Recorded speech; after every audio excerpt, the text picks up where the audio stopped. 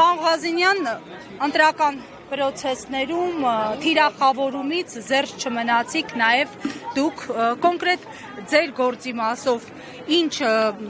նորություն կա, այսպես ասենք, եւ այսօր հասկացանք, որ Կենտրոնական ընտրական հանձնաժողովը ամփոփել էր այն, ինչը որ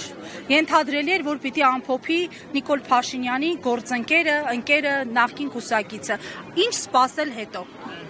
Իմ գործի հետ կապված ձեզ տեղեկացնեմ, որ միջնորդություն ա տրվել ԿԸՀ, զբաղված են ըստ երևույթին չի քննարկվել դեռևս, նույնիսկ նշանակված չի, այդտեղ որպես այդպիսին գործ չկա, մի կնոջ ինչ-որ խոսակցություն չի կարող ուղղակի լինել այդպես բան եւ չի եղել, ինչ վերաբերում է հանձնաժողովի որոշմանը, ճիշտ ասած այլ բան չէի սպասում ես անձամբ, հաշվի առնելով, որ Հայաստանի Հանրապետությունում ճիշտ է թղթի վրա կան որոշ անկախ մարմիններ, բայց համոզված եմ, որ իրական փաստացի անկախ որևէ եւ իրավապահ մարմին եւ հանձնաժողով գոյություն չունի։ Հիմա թող մի հատ հասկանանք, տեսնենք այս 3 տեղամասի հետ կապված կրկնակվեարկություն անում են թե ոչ, հետո ստայնում կորոշենք ասենք։ Պարոն Ղազինյան, այսինքն այս պահին ձեր գլխավոր պահանջը ամեն դեպքում Ոչ, ուժեղ Հայաստանի գլխավոր պահանջը ընդհանրապես ընտրությունները անվավել ճանաչել, նոր ընտրություններ նշանակելն է։ Բայց հաշվի առնելով, որ մենք գործընկերներ ունենք այստեղ եւ սպասում են ամեն դեպքում հանձնաժողովի վերջնական որոշմանը, ստայնում արդեն կասենք։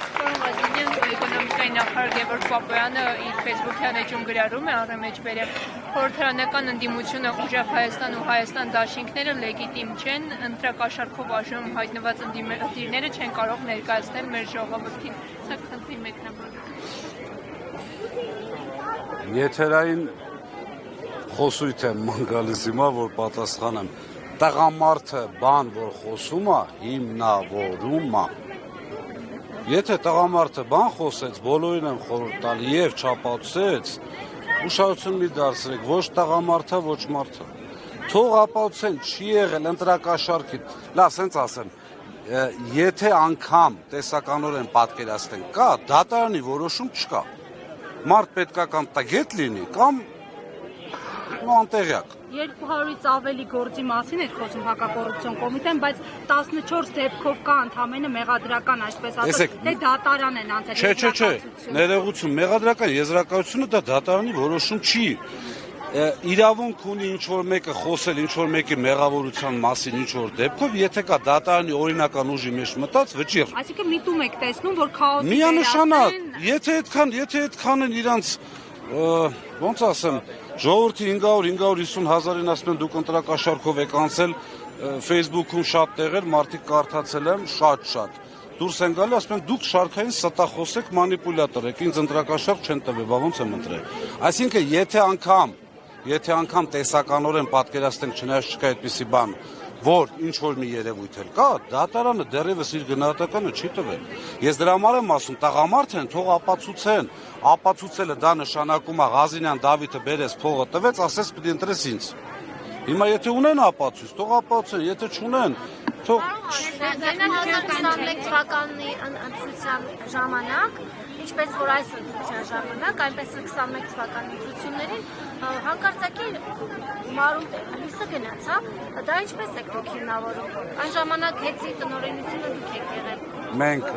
հստակ պարզաբանել ենք, որ դա եղել է Հայաստան-Վրաստան ռևերսային գծի պրոբլեմա։ Այսինքն հեծի տիրույթից դուրս է եղել է բեցինը։ Թե այս անգամ ինչեր են կատարվել, չեմ կարող ասել։ Ընտրությունների ժամանակ էլ այդպես եղել։ Չեմ կարող ասել, Գյումրի ընտրությունները մեր ժամանակ էր։ Չեմ հիշում։ Ամենայն դեպս, սենց ասեմ, եթե անգամ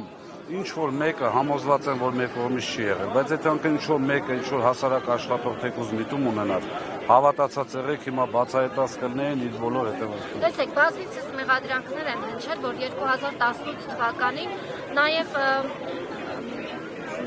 ընդդիմադիրներն են, հա, իրենց աշխատակիցներին հորդորել են դուրս գալ եւ մասնակցել 18 թվականի իշխանափոխությանը, ինչպես նաեւ ասում են, որ հեծի աշխատակիցները եւս մասնակցել են։ Ես այդ ժամանակ եղել եմ Երևան քաղաքի տնօրեն, ամենայն պատասխանությամբ հայտարարում եմ, աշխատանքի ժամին ոչ մի աշխատակից չի դուրս եկել, եւ մեր կողմից որևէ ուղղորդում չի եղել։ Ինչ են արել, այդ եմ ասում, ինչ են արել աշխատանքային ժամից, մեր աշխատակիցները աշխատանքային ժամից դուրս կներեք չեմ կարող ասել, բայց ամենայն պատասխանությամբ ասում եմ, ուղղորդում չի եղել մեր կողմից որևէ, եղել են ազատ։ Ինչպես որ նորմալ պետք է լինի։ Պարոն Ղազարյան, հիմա կներեք, դուք պահանջում եք, ձեր ուժը պահանջում է, որպեսզի նոր քվեարկություններ անցկացվեն։ Արդյոք իրատեսական եք համարում ներկան ունենալով հետագայում քվեարկությունները կարող են։ Ես կարծում եմ, որ տեսեք, ընդհանրապես ընտրությունները չեղել են համարվում, եթե էական ազդեցություն ունեցող հանգամանքներ կան ընտրությունների։ Նախ առաջին այդ բժշկական ապահովագրություն, թոշակ եւ այլն միանշանակ էական ազդեցություն ունեցող ընտրակաշառքներ են։ Երկրորդը կիրառած վարչական ռեսուրսը եւս։ Ես ուղղակի համոզված եմ, որ իրենք երկրորդ անգամ չեն կարողանալ նույն վարչական ռեսուրսը կիրառեն եւ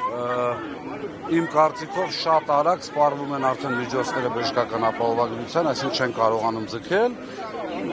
Ունեմ համոզմունք, որ չեղալ հայտարարելու դեպքում իրենք ուղղակի շատ լուրջ կպարտվեն։ Եթե ինչն է խանգարելու, որ չկարողանան վարչական ռեսուրսը կիրառել։ Իշխանությունից հիասթափություն անգամ պետական ռեսուրսում։ Չբացեմ շատ փակագծեր, բայց համոզված եղեք, եթե ունենան այդպիսի խիզախություն եւ այսպես ժողովրդավարության բաստիոն հայտարարած ուժը վերջինաշրջան ախր ամբողջ աշխարհն է կասկածում։ Առաջինը 49% է քաղաքի։ Դա արդեն մեծամասնություն չէ, անկախ է Դոնթի Բանաձևի սահմանության կարգավորումներից։ Երկրորդը ամբողջ Հայաստանը երրում է, որ կիրառվել է վարչական ռեսուրս, կալանավորումներ, ձերբակալումներ։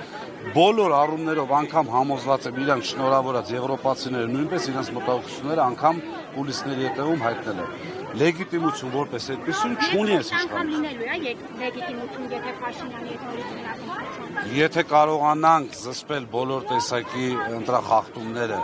եւ վարչական ռեսուրս չկիրառվի, փորձենք։ Համոզված եմ, որ չի լինելու։ Այդ ամեն ինչ արվում է շատ քողարկված, արվում է շատ այսպես ռեպրեսիվ մեթոդներով եւ անգամ հիմա պատկերացրեք, մենք ընդհանրապես 3.5 ամսական ուժ ենք։ Այսքան էլ որ կարողացել ենք հավատացած եղել գովասանքի արժանի է։ Նիկոլ Փաշինյանը ասում է, որ այդ ձեր ուժը կաշառք է տվել, դրա համար էլ այդքան ձայն է հավաքել, հետևաբար իրենք էլ են համարում, որ այս ընտրությունները արդյունավետ Չէ, տեսեք, հիմա մենք հարցը շարունակեմ, պարոն Ղազարյան։ Ընտրության արդյունքներում Նիկոլ Փաշինյանը ժամանակական մեծամասնություն չի կազմում, խորհրդարանում կան օրենքներ, որոշումներ, որ միասին չի կարող կայացնել։ Հիմա արդյոք շահավետ նպաստավոր պայման չի ստեղծվում նաև իշխանության համար, որպեսզի գնան նոր ընտրությունների եւ Նիկոլ Փաշինյանը ժամանակական մեծամասնությամբ հայտնվի խորհրդարանում։ Նախ առաջինը, եթե անգամ ինչ-որ բան հայտարարում են, մենք այստեղ խոսեցինք, չկա որևէ ապացույց։ Գոնե դատարանի որոշում։ Ձայնագրություններ կան։ Չէ, ձայնագրությունները Դե գիտեք, ես էլ կարող եմ ձայնագրություն ասել, փեսան աներոջ հասկա քյաբաբները բռնում տանում կալանավորում են։ Հիմա ուզում ասել, քանի դեռ չկա անաչառ դատարանի որոշում, այդ դրա մասին խոսելը նորից կրկնում եմ, տգիտություն է։ Հիմա երկրորդը, ինչ վերաբերում է այս ընտրություններին, նորից համոզված ասում եմ, թույլ մի տվեք բացահայտել ամբողջ գործիքակազմը, բայց ես ունեմ համոզմունք, եթե ամբողջ աշխարհի դիմաց խայտառակ եղած իշխանությունը, որը ժողովրդավարության բաստիոն էր հայտարարում մեր երկիր եւ ինքը այսպես կեղծում էր, պետք է խիզախություն ունենա եւ գնա այսինքն նոր ընտրությունների։ Այդ պարագայում արդեն մենք էլ մեր գործիքակազմը ունենք, համոզված եմ, որ չենք կարող։ Ասելով նկատի ունեք նաև Եվրոպայի։ Այո։ Եվրոպան բացահայտ հայտարարություններ է Նոր ասեցի, աջակցել է Նիկոլ Նոր ասեցի, Լիա ջան, այլ բան է աջակցություն իր քաղաքական նպատակներով հեռահար։ Այլ բան է թե ինչ է խոսվում։ Վերջին հաշվով նույն Եվրոպան իր մոտ սրա 1%-ը թույլ չէ։ Համոզված եղեք իրեն էլ են ասում։ Հուսեք, որ արդար ժողովրդավար նոր ընտրությունները։ Ես համոզված եմ, որ Նիկոլ Փաշինյանը իր փոքրիկ խմբակով չունի լեգիտիմ իշխանություն, ես համոզված եմ, որ ժողովուրդը առաջին հերթին եւ այն քաղաքական ուժերը, ովքեր որ առաջնորդում են ժողովրդին, շատ կարճաժամկետում հաղթելու են։ Այսինքն այս պարագայում այսպես ինչ ենք ասում ենք նոր ընտրություն, որտեղ ոչ ոք չի հաղթել։ Հաղթել են որոշակի արտաքին խաղացողներ, բայց հայ ժողովուրդը պարտվել է։ Երկրորդ անգամ չէ խանգարը, որ արտաքին խաղացողներ։ Կա խանգարող բաներ, կասեմ։ Հավատացած եմ։ Իսկ ամեն դեպքում, եթե հնարավոր չեղավ կենտրոնական մտրական։ Հիմա որ լրիվ ասեմ չեն չեղարկի։ Ձեր պլան B-ն սա է։ Չէ, հələ պլան B-ն ուժի մեջ է։ Պլան B, ես չեմ ասել ընտրությունների օրը պլան B ալնել։ Ես ասել եմ պլան B-ն էլ ունենք, C-ն էլ ունենք։ Դա ո՞ր Բայց հələ ժամանակը չի եկել, չի ավարտվել այսպես ասած, չէ՞։ Բայց ամեն դեպքում եթե չհասնեք նրան, որ նոր ընտրություններ լինեն, ինչպես է կանելու, որ վերջ-վերջո գնան նոր ընտրություններ։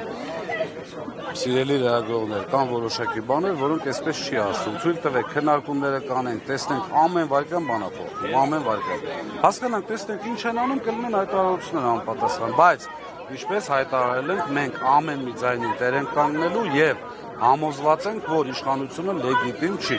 Դրա դեմ արդեն կարվեն գործողություններ։ Ես եմ շնորհակալ։